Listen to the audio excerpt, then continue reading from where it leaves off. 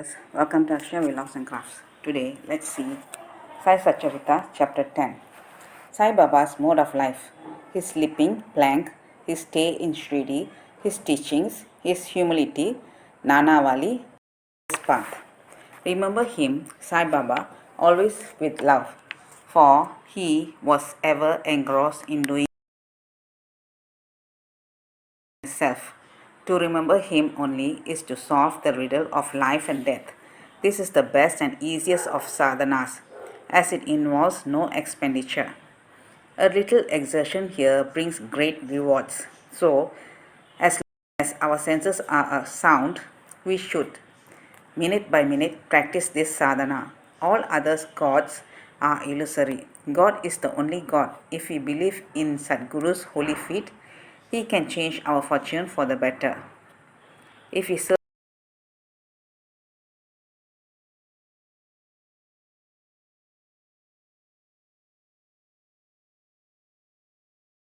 trust the helmsman in crossing rivers and seas, so we have to trust our Sadguru in getting over the ocean of worldly existence.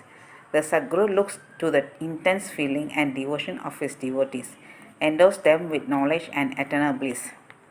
In the last chapter, Baba's meditation experiences and other subjects are dealt with. Let the readers now read where and how Baba lived, how he slept, and how he taught, etc. Baba's wonderful bedstead. Let us first see where and how Baba slept. Mr. Nana Sahib Dengal brought for Sai Baba a wooden plank, about 4 arms in length and only a span in breadth for sleeping upon.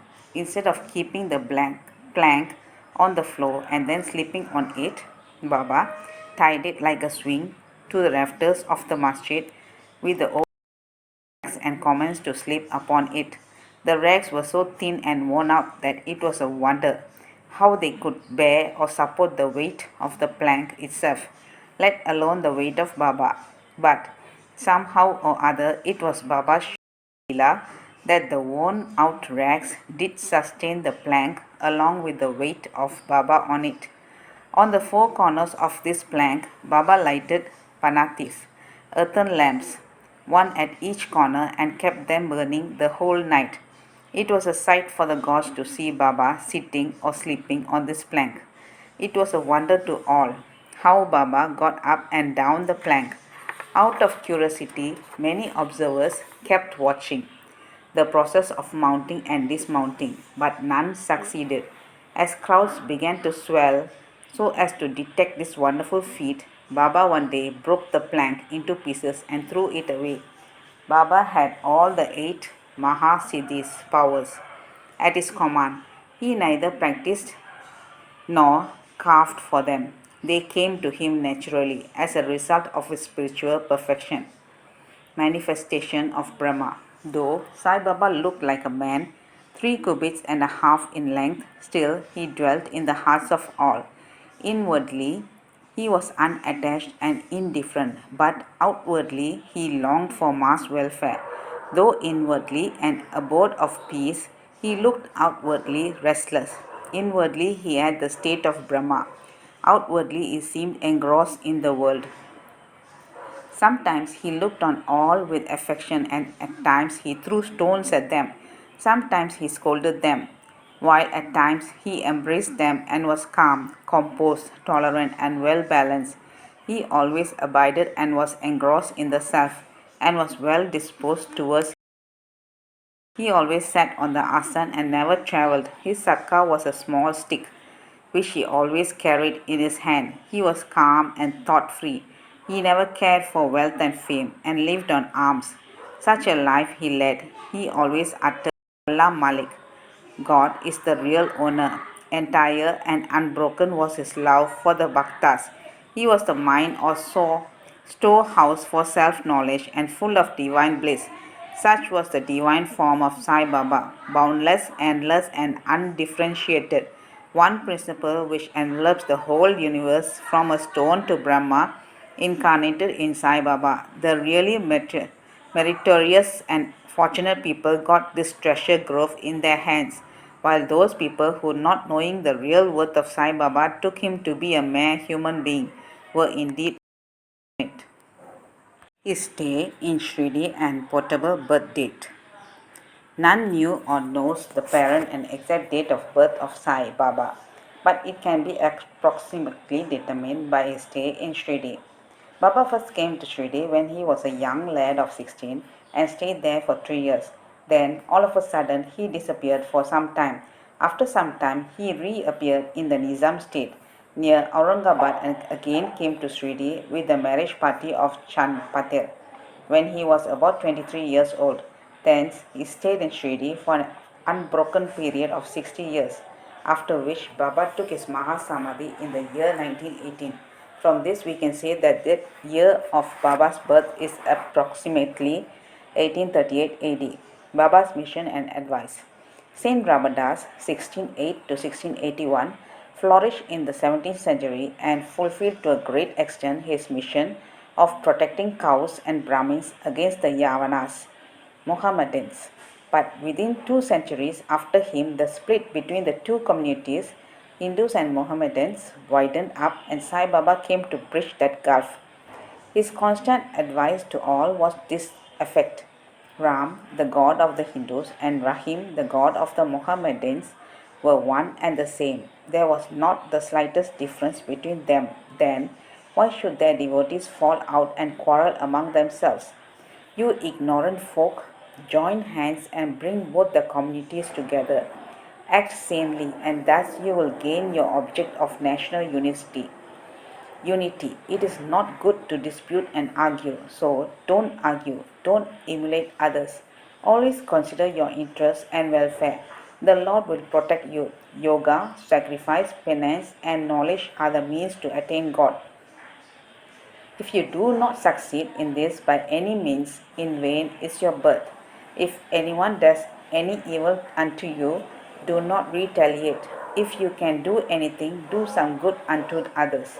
This is, in short, was Sai Baba's advice to all, and this will stand us in the good stead both in material and spiritual matters. Sai Baba as Sadguru. There are many so-called gurus who go about from house to house with cymbals and veena in their hands and make a show of their spirituality. They blow mantras into the ears of their disciples and extract money from them. They profess to teach piety and religion to their disciples, but are themselves impious and irreligious. Sai Baba never thought of making the least show of his worth, piety. He had no body consciousness, but he had great love for his disciples. There are two kinds of gurus: niyat, appointed or fixed, and aniyat, unappointed or general. The latter, by their advice, develop the good qualities in us, purify our hearts, and set us on the path of salvation. But contact with the former dispels our sense of duality, sense of difference, and establishes us in unity by making us realize, Thou art that.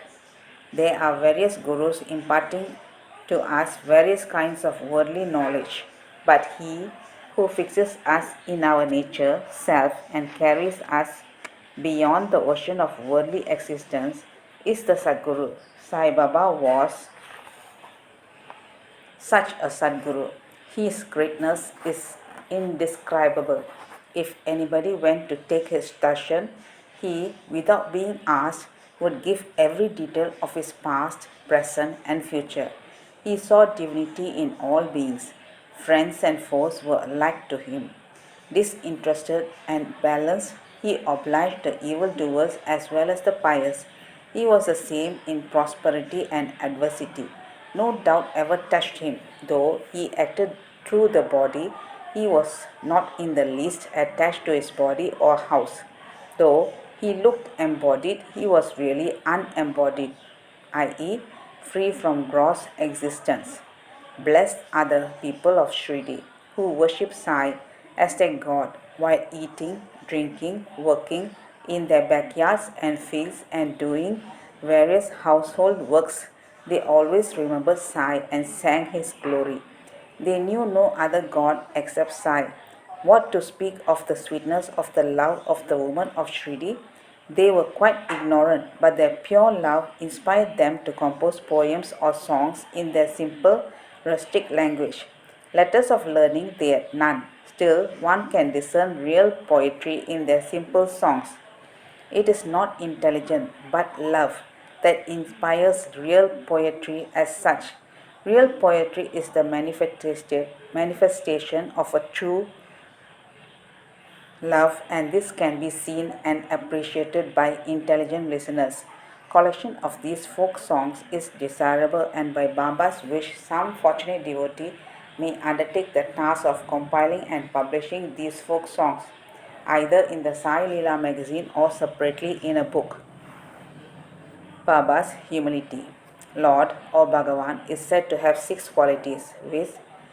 1. Fame, 2. Wealth, 3. Non-attachment, 4. Knowledge, 5. Grandeur, and 6. Liberality. Baba had all these in him. He incarnated in flesh for the sake of bhaktas. Wonderful was his grace and kindness, for he drew the devotees to him. Or how else could one have known him? For the sake of his bhaktas, Baba spoke such words as the goddess of speech could not utter. Here is the specimen. Baba spoke very humbly as follows: Slave of slaves, I am your debtor. I am satisfied as your darshan. It is a great favor that I saw your feet. I am an insect in your etc. Ekrita. I consider myself blessed thereby. What humility is this? Though outwardly Baba seemed to enjoy sense objects, he had not the least flavor in them, not even the consciousness of enjoying them. Though he ate, he had no taste, and though he saw, he never felt any interest in what he saw. Regarding passion, he was a perfect celibate as Hanuman. He was not attached to anything. He was pure. Consciousness, the resting place of desire, anger, envy, and other feelings. In short, he was disinterested, free, and perfect. A striking instance may be cited in illustration of this statement. Nanavali. There was in Shridi a very quaint and queer fellow by name Nanavali. He looked to Baba's work and affairs. He once approached Baba, who was seated on his gadi seat, and asked him to get up, as he wanted to occupy the same. Baba at once got up and left the seat which he had occupied. After sitting there for a while, Nanavali got up and asked Baba to resume his seat. Then Baba sat down and Nanavali fell at his feet. Baba did not show the slightest displeasure in being dictated to our ousted. This Nanavali loved Baba so much that he breathed his last on the 13th day of Baba's Mahasamadhi. The easiest path, hearing the stories of the saints and being in their company. Though Sai Baba acted outwardly like an ordinary man, his actions showed extraordinary wisdom and skill. Whatever he did was done for the good of his devotees. He never prescribed any asana, regulation of breathing, or any rites to his bhaktas, nor did he blow any mantra into their ears. He told them to leave off all cleverness and always remember Sai. Sai, if you did it, he said, all your shackles would be removed and you would be free. Sitting through 5 fires, sacrifices, chanting, eightfold yoga are possible for Brahmins only. They are of no use to other classes. The function of the mind is to think. It cannot remain without thinking for a minute. If you give it a sense object, it will think about it. If you give it Guru, it will think about Guru.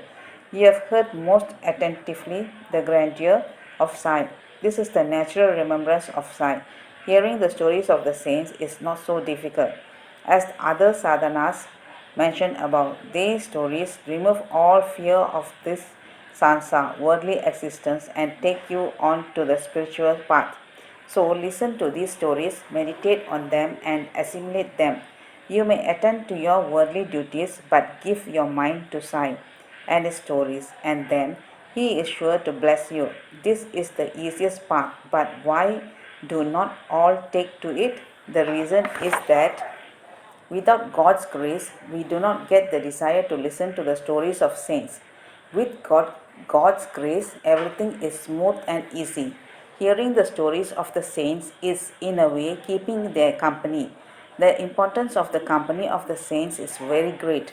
It removes our body consciousness and egoism, destroys completely the chain of our birth and death, cuts asunder all the knots of the mind, and takes us to God, who is pure consciousness. It certainly increases our non attachment to sense objects and makes us quite indifferent to pleasures and pains, and leads us onward on the spiritual path. If you have no other sadhana, such as uttering God's name, worship, or devotion, etc., but if you take refuge in them, saints, wholeheartedly, they will carry you off safely across the ocean of worldly existence. It is for this reason that the saints manifest themselves in this world. Even sacred rivers such as the Ganges, Godavari, Krishna, and Kaveri, etc., which wash away the sins of the world, desire that the saints should come to them for a bath and purify them. Such is the grandeur of the saint. It is on account of the store of merit in his past births that we have attained the feet of Sai Baba. We conclude this chapter with meditation on Sai's form. He, the graceful and handsome Sai, standing on the edge of the masjid and distributing udi to each and every bhakta. With a view to his welfare, he who thinks of the world as an illusion and who is ever engrossed in supreme bliss, before him we humbly prostrate ourselves. Bow to Sri Sai. Peace be to all.